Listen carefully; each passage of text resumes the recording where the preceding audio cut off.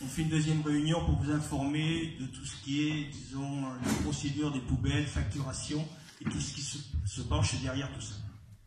Tout d'abord, je vais vous présenter l'association, parce que beaucoup savent qu'il y a une association, mais personne ne connaît, disons, comment ça fonctionne. Alors, l'association fonctionne avec 3 personnes. Monsieur Laurent, il est où Laurent? Voilà, vous avez Laurent qui est le trésorier. Levez-vous quand même, Laurent. Vous avez un chef à côté qui est la secrétaire qui s'appelle Monique. Voilà. Ici, vous avez Jean-Monique Tutard, qui est le responsable depuis 20 ans, qui s'occupe de pas de base légale. C'est-à-dire que les factures, vous devriez avoir un contrat, un abonnement, que vous n'avez pas.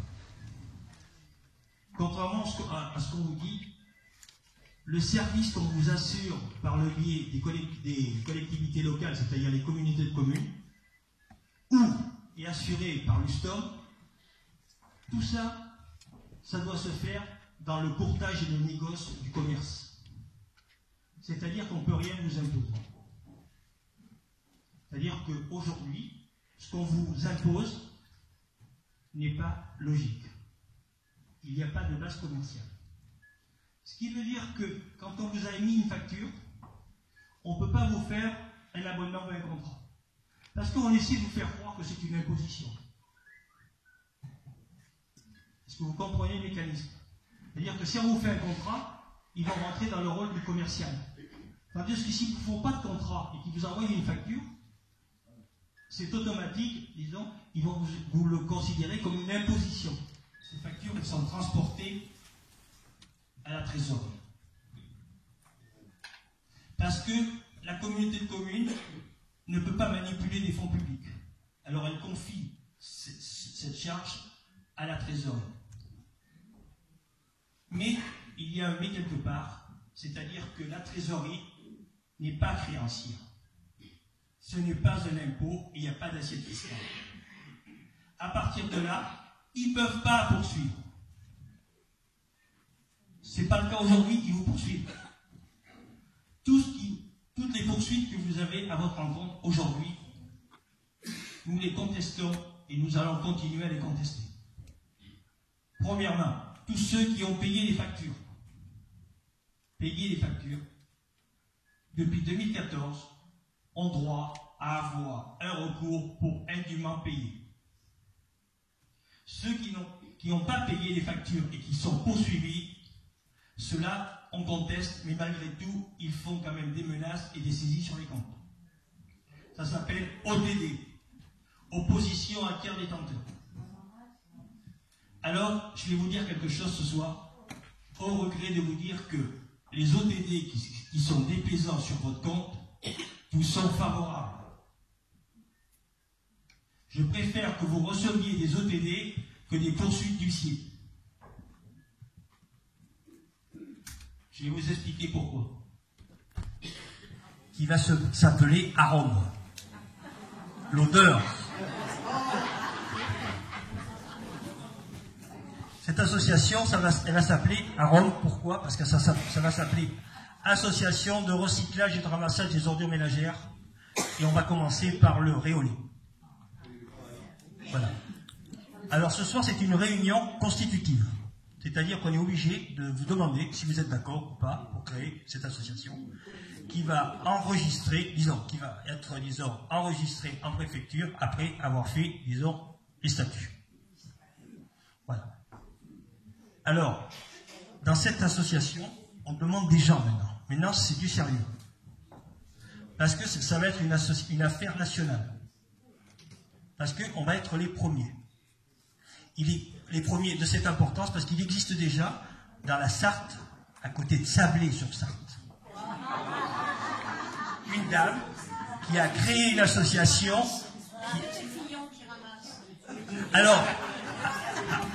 Alors le président de la Comcom, il s'appelle Fillon. Mais pas celui-là, l'autre.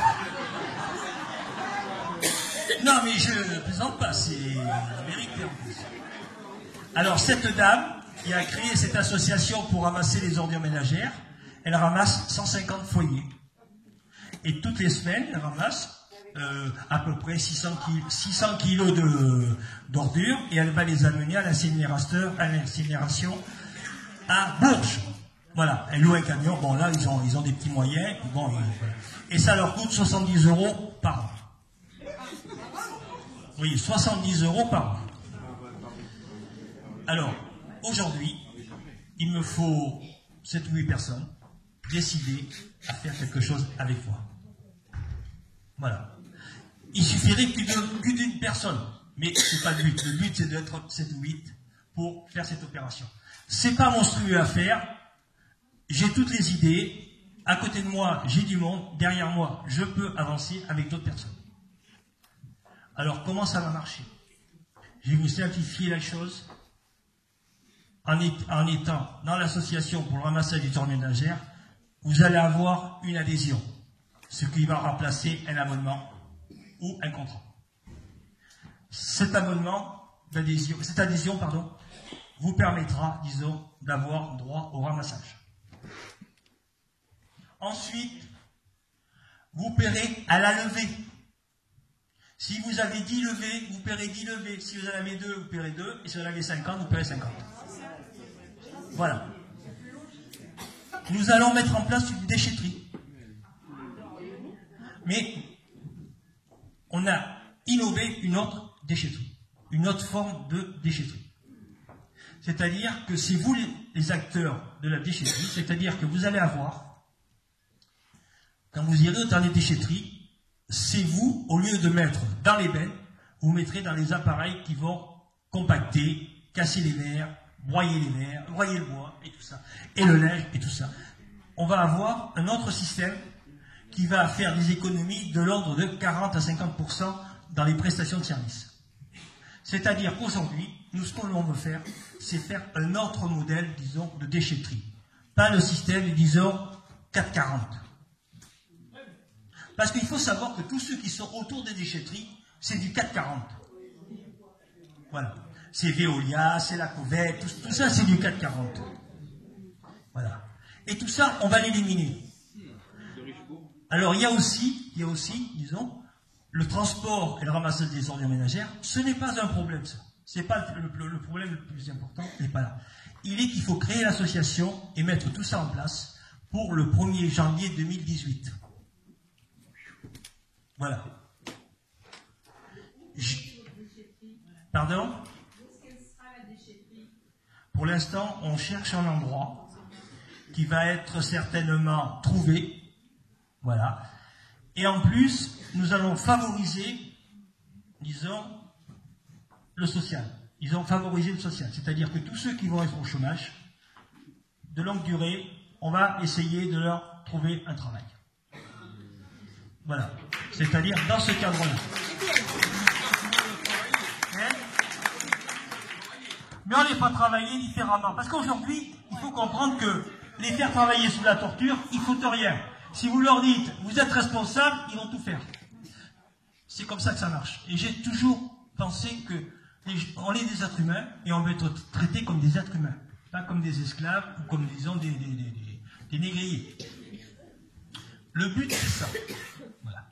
Et je pense qu'il n'y a pas de problème pour que ça marche. Voilà. Et alors, il y a une idée aussi qui est à traiter. Nous voulons faire avec tout ce qui est compost, le branchage, le feuillu, tout ça, de faire du biomasse. Faire du biomasse pour pouvoir faire de l'électricité. Voilà. Alors, il y a des gens qui sont compétents là-dedans. c'est des anciens directeurs financiers, des ingénieurs qui travaillent là-dessus et qui sont intéressés par le projet. Il faut savoir qu'une production de biomasse, ça coûte 1,6 million. Et ça rapporte quand même 250 000 € par an. Ce qui veut dire qu'il y a une rentabilité quand même suffisamment intéressante. Voilà. Il y a aussi, on va monter une recyclerie. Une recyclerie pour mettre aussi, disons, les gens, disons, dans le besoin, c'est-à-dire les faire travailler pour recycler. Mais avec une nouvelle façon de travailler, c'est-à-dire vendre à des prix corrects, mais on va faire du e-recyclerie. Voilà. Pour pouvoir vendre des choses, disons, à bas prix à des gens qui n'ont pas les moyens. Voilà. Et e-commerce. Voilà. Par Internet. Voilà. Alors tout ça, ça gère, ça va avancer, et après, au fur et à mesure qu'on va créer l'association, on va pouvoir, disons, élaborer et mettre en place tout ça. Mais je ne veux pas le faire tout seul. Alors, s'il y a des gens intéressés, il n'y a pas de problème. Je vous laisserai un papier.